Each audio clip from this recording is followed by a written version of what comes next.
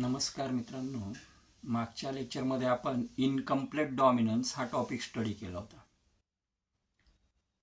आजच्या लेक्चरला आपण कोडॉमिनन्स हा टॉपिक स्टडी करणार आहोत. 2 मार्क्ससाठी या टॉपिकवरही बऱ्याचदा क्वेश्चन विचारला गेला आहे.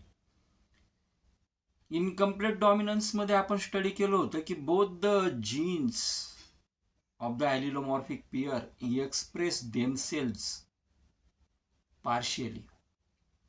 कमी अधिक प्रमाणात दोन्ही पण जीन्स काय होतात ते एक्सप्रेस होत असतात, पण कोडॉमिनन्स मध्ये मात्र इक्वली एक्सप्रेस होतात. दोघांमधला फरक आहे. म्हणून आपण कोडॉमिनन्सची डेफिनेशन समजून घेऊया. In codominance both the alleles means genes of allelomorphic pair express themselves equally in the F1 hybrid. F1 hybrid मध्ये जी ॲलिलिक पेअर आहे ॲलिलोमॉर्फ मधली किंवा जीन्सची जी पेअर आहे ही इक्वली एक्सप्रेस होते.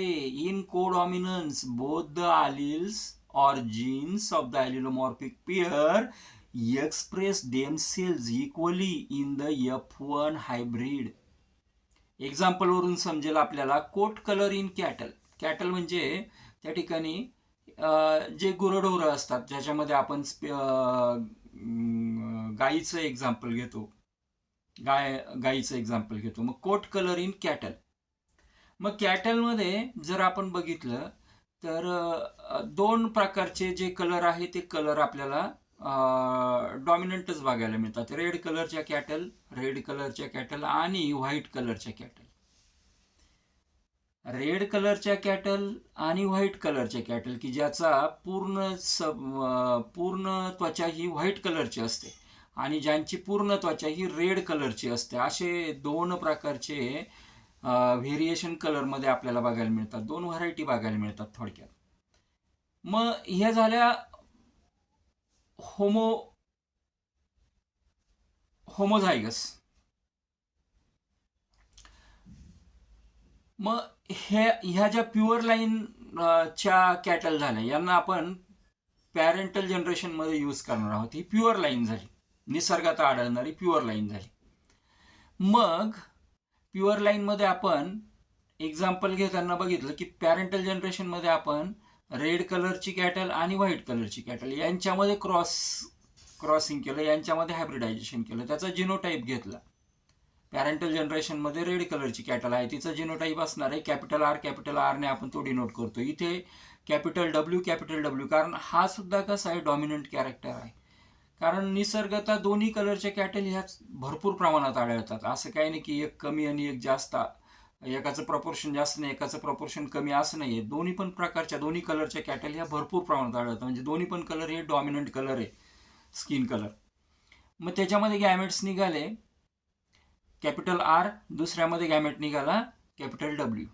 F1 जनरेशनमध्ये आपल्याला जे कॉम्बिनेशन मिळालं ते मिळालं RW.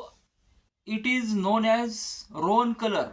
त्याला रोवन कलर म्हटलं गेलं. म्हणजेच हा मिक्सचर आहे या दोघांचा पण, रेड कलर आणि व्हाईट कलरचा. म्हणजे त्वचेवर रेड कलरचे पण डॉट्स आहे, रेड कलरचे पण पट्टे आहेत आणि त्वचेवर व्हाईट कलरचे पण डॉट्स आहे. अशा पद्धतीचं जे कलर कॉम्बिनेशन असतं त्याला आपण कोणता कलर म्हणतो, तर त्याला आपण रोवन कलर म्हणतो. F2 जनरेशन रेस केली आपण. Selfing in F1 RW cross with RW. त्याचा फिनोटायपिक रेशो मिळाला की इथे मी पुनेट स्क्वेअर काढला नाही, तुम्हाला तो काढावा लागेल. मात्र याचे गॅमेट्स वेगळे होतील. RW मधनं R वेगळा, W वेगळा, पुढच्या RW मधनं R वेगळा, W वेगळा, आणि मग त्याला पुनेट स्क्वेअरवर आपण टाकणार मेल आणि female, male gametes female gamete. एका बाजूला RW, पुन्हा इकडे R आणि W, आणि मग ते क्रॉसिंगचे पॉसिबिलिटीचा टेबलमध्ये काय येतं ते आपण लिहिणार. तर 4 पॉसिबिलिटी येतात. पहिल्या याच्यामध्ये येणार कॅपिटल R, दुसरी पॉसिबिलिटी येणार कॅपिटल R कॅपिटल डब्ल्यू, तिसरी पॉसिबिलिटी पुन्हा येणार कॅपिटल R कॅपिटल डब्ल्यू, चौथी येणार कॅपिटल डब्ल्यू. मग फिनोटायपिक रेशो काय मिळतो आपल्याला त्यातनं, तर ज्यावेळेला RR आला म्हणजेच काय प्युअर रेड आला, 1 red as to 2 roan. RW 2 वेळा आलेले बघा तिथे, म्हणजेच 2 रोवन ॲज टू 1 व्हाईट. त्या ठिकाणी एक व्हाईटसुद्धा आलेला आपल्याला बघायला मिळतो. मग त्याचा जिनोटायपिक रेशो काय आला तर 1 R as to 2 RW as to 1 WW means 1 red, 2 roan and 1 pure white.